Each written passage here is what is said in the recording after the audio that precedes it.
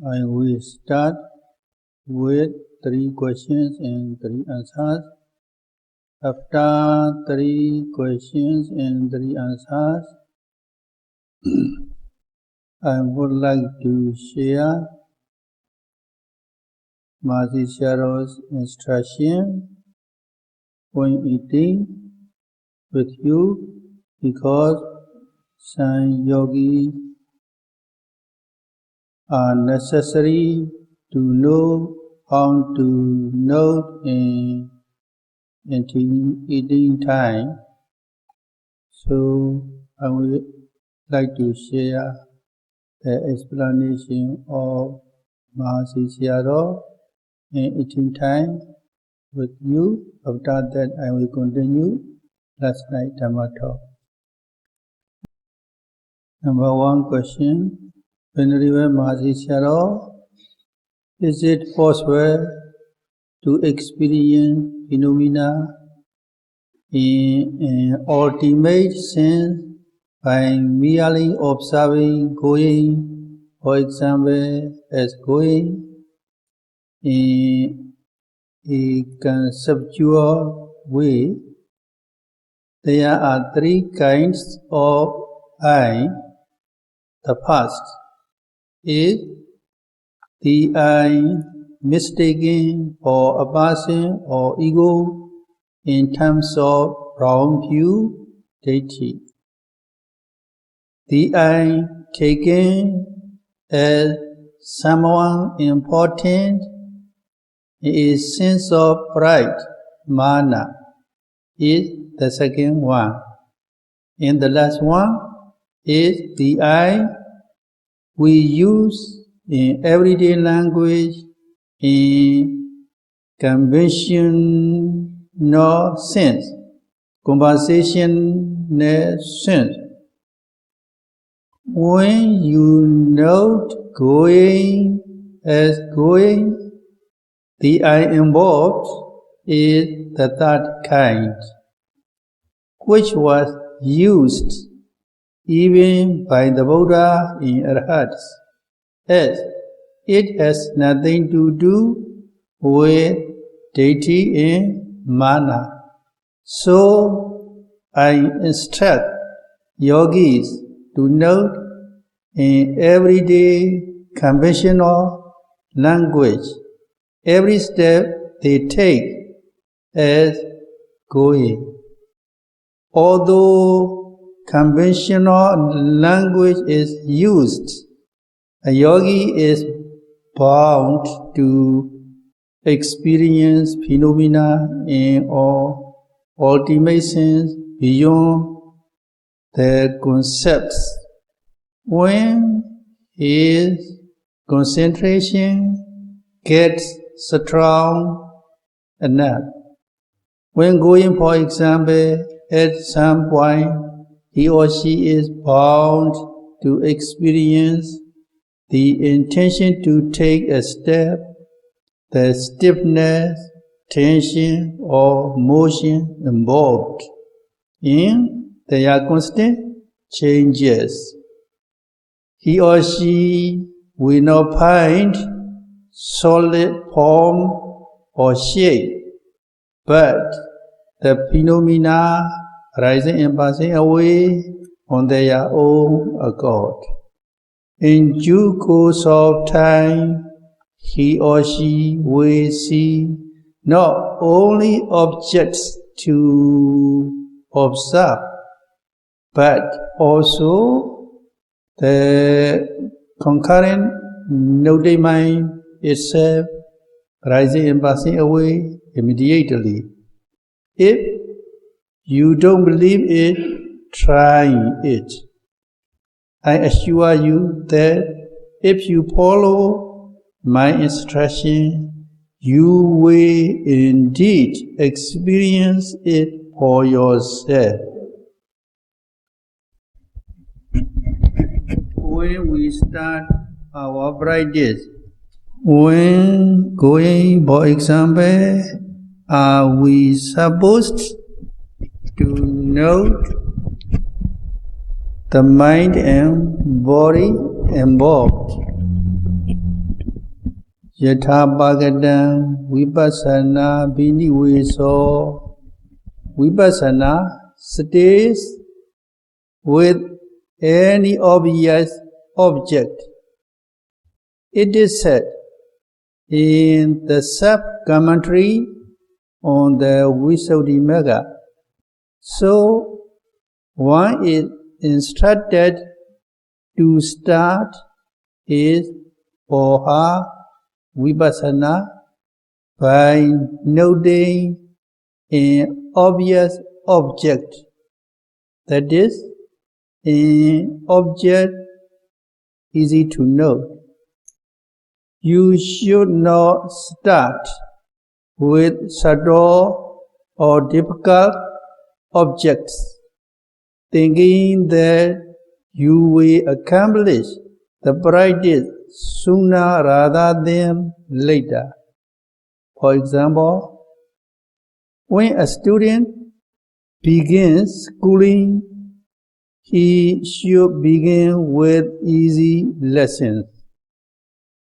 He could not be given difficult ones. In the same way, you should start the practice with the easiest observations. The Buddha teaches the easy way.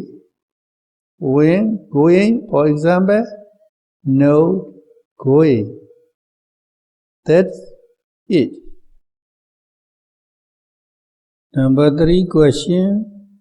Venerable Mahasishyaro, did you initiate the observation of rising and falling of the abdomen when breathing? No, I am not the one who initiated the observation of rising falling. Actually, it was the Buddha who did it, because he taught to observe Vayodhatu, the air element, included in the 5 aggregates. The rising and falling is constituted of the air element. Initially, some people questioned the observation of the rising and falling of the abdomen. However, encouraged by friends, they tried it later on, and they appreciated it so much that they even criticized the former nitpickers. I am sure everyone who tries it will appreciate it from his or her own experience, just like the taste of sugar, which one can appreciate directly from one's own experience. I will continue to share the instructions of Mahasishyaro while eating. Many examples are cited in the commentaries regarding the attainment of Nirvana as one meditates on eating. In Sri Lanka, in former times, there were rest houses where monks on their daily rounds for alms could stop to eat. It was usual for them to have their early morning gruel there, and then set out for alms, returning to the same place for their full meal.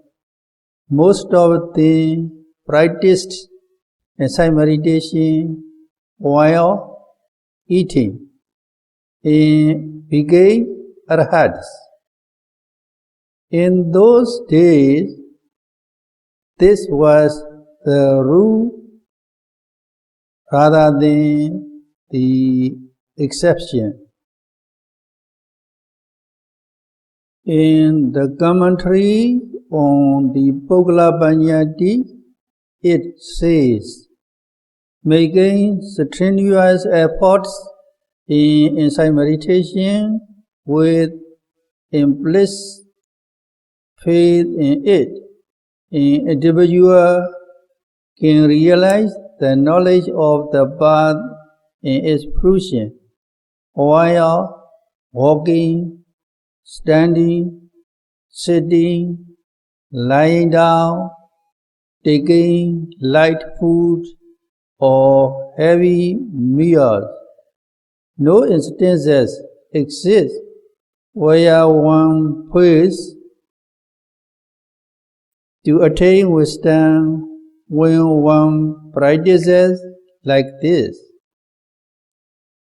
When the yogi has his meal and looks at the meal table, he should note as looking, seeing, looking, seeing.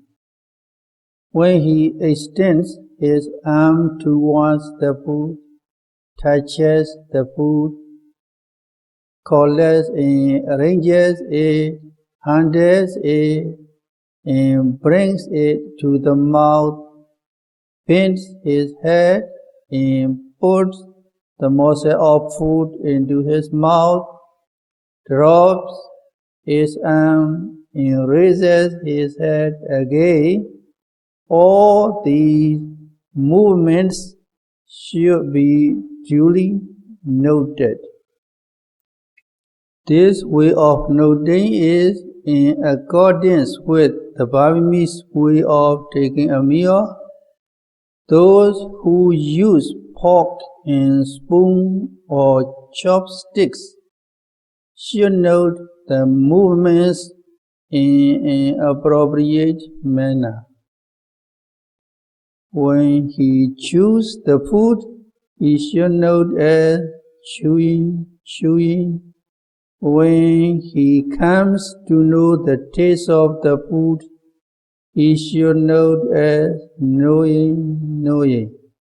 As he relishes the food and swallows it, as the food goes down his throat, he should note all these happenings. This is how the yogi should know as he takes one morsel after another of his food. As he takes his soup, all the movements involved, such as extending of the arm, handling of the spoon, and scooping it with, and so on, all these should be noted. To note that at a mealtime is rather difficult, as there are so many things to observe and note. The beginning yogi is likely to miss several things which he should note, but he should resolve to note all. He cannot, of course, help it if he overlooks and misses some, but as his concentration becomes strong, he will be able to note closely all these happenings. So I ask you to note in detail the entire process of eating while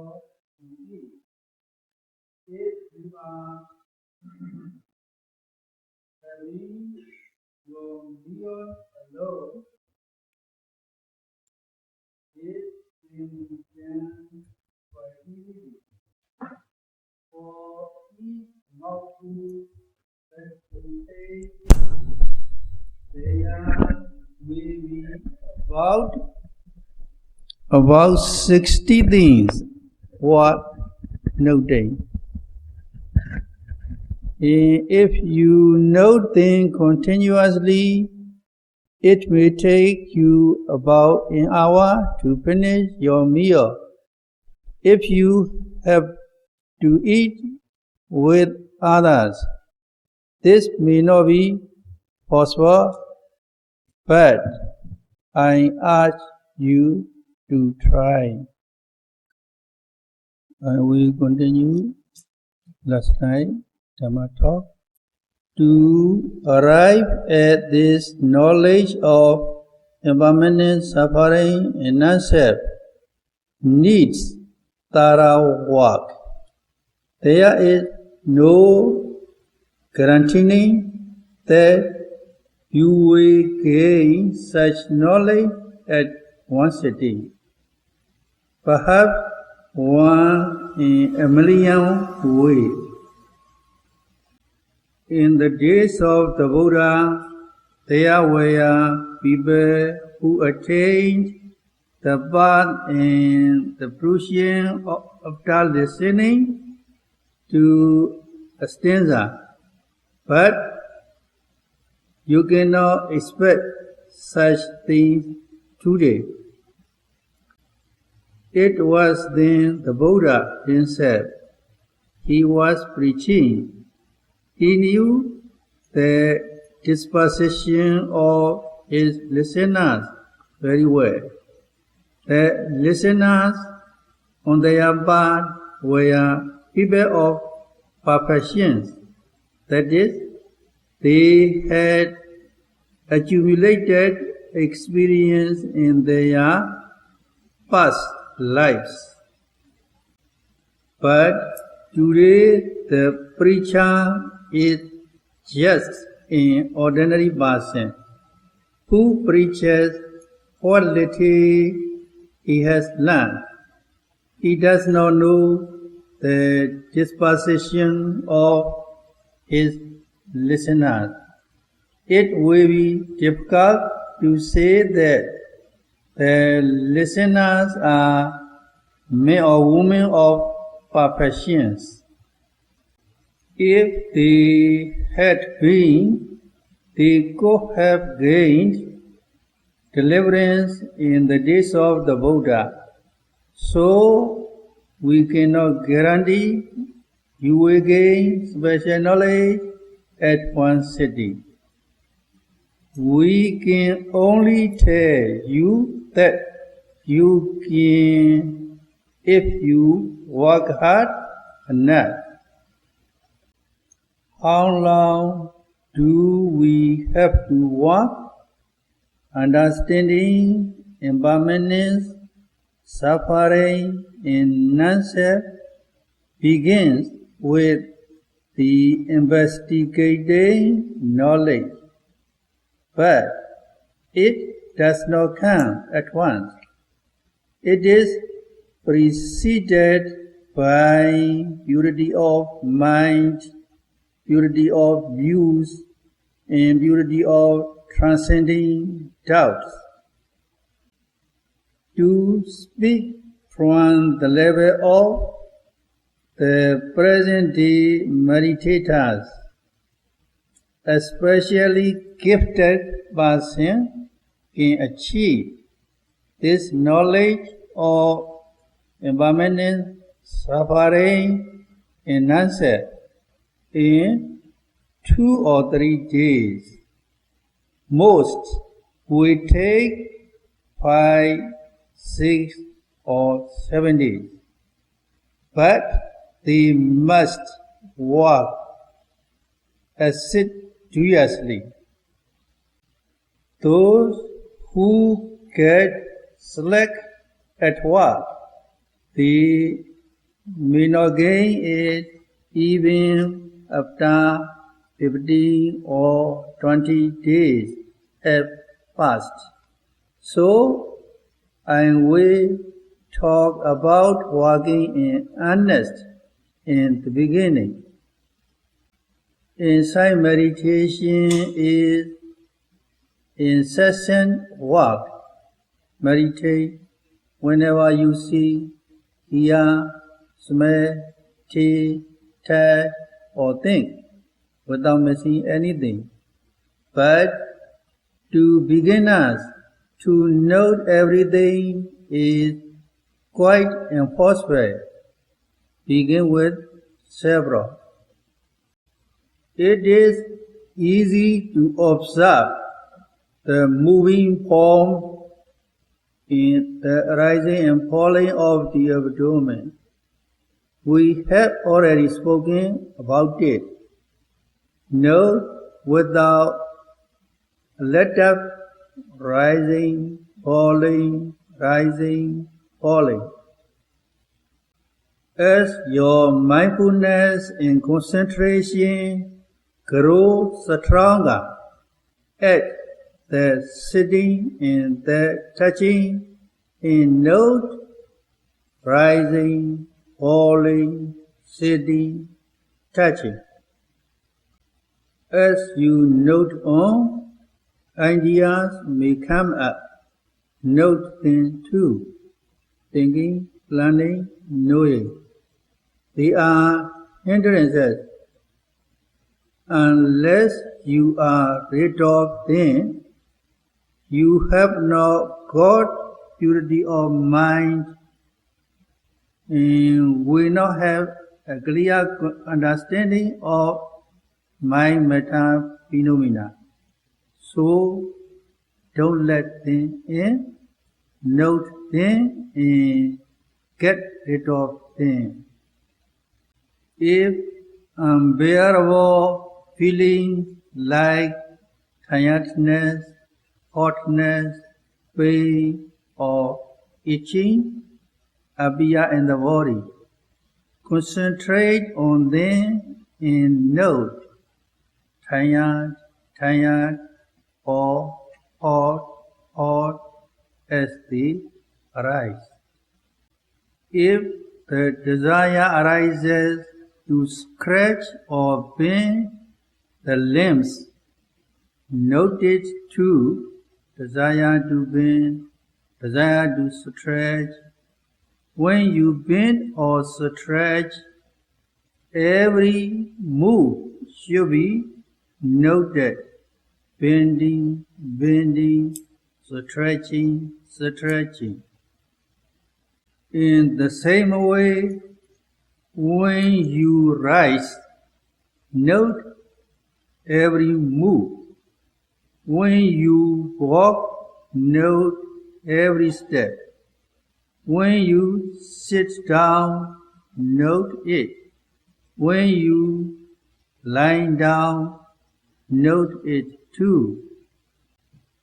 Every bodily movement made, every thought that arises, every feeling that comes up, all must be noted.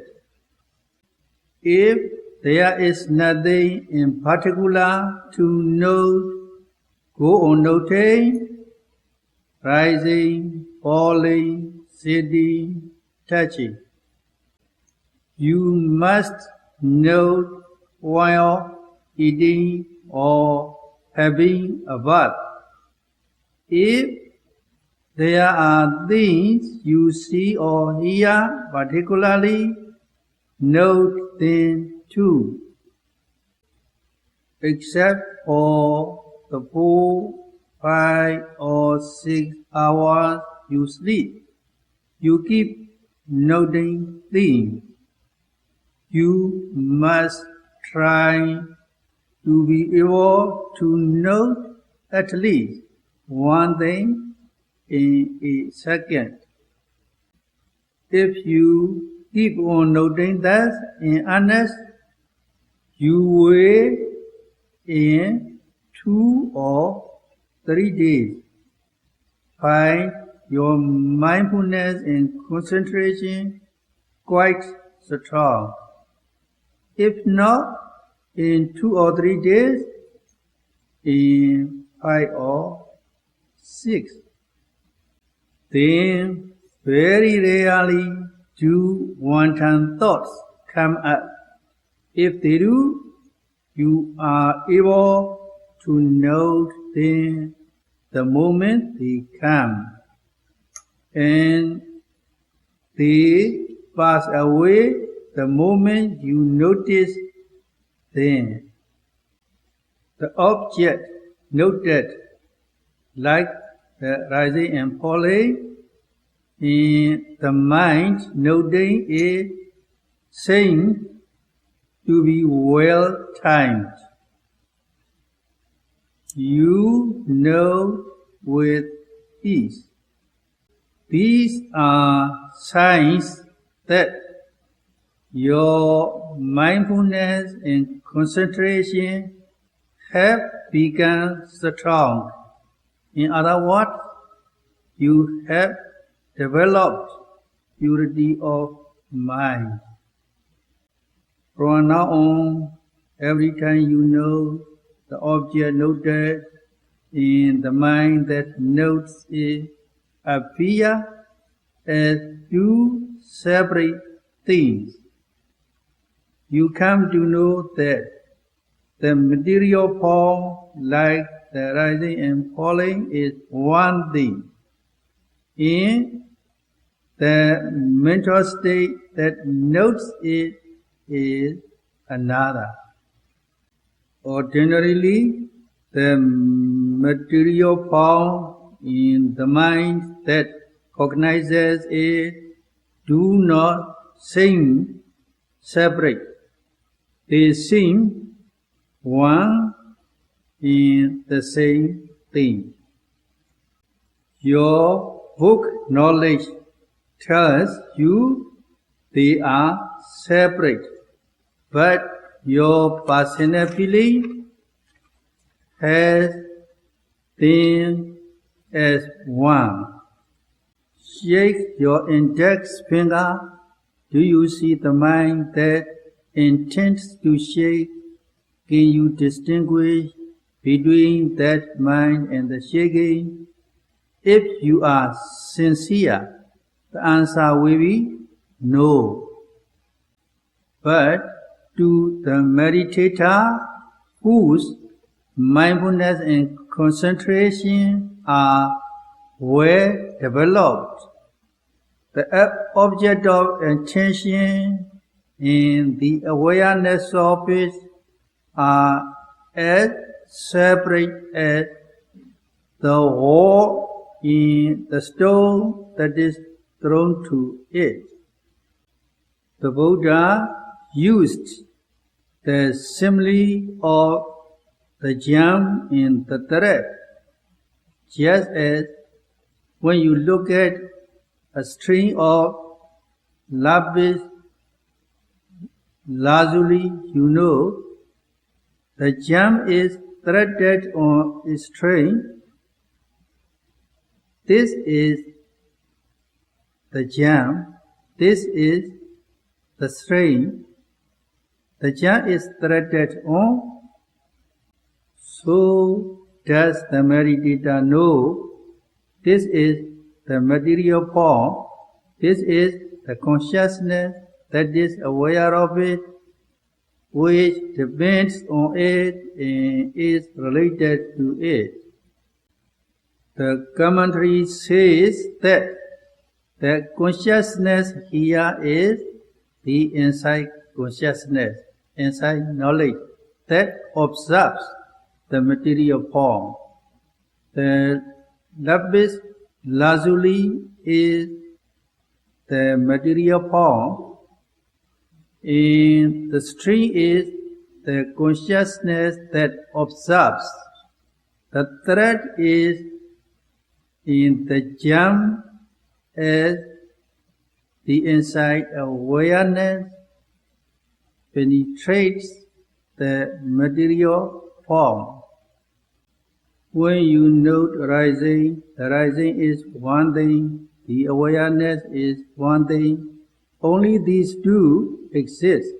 When you note falling, the falling is one, the awareness is one, only these two. The knowledge comes clear in you of its own accord. When you lift one foot in walking, one is the lifting, the other is the awareness. Only these two exist.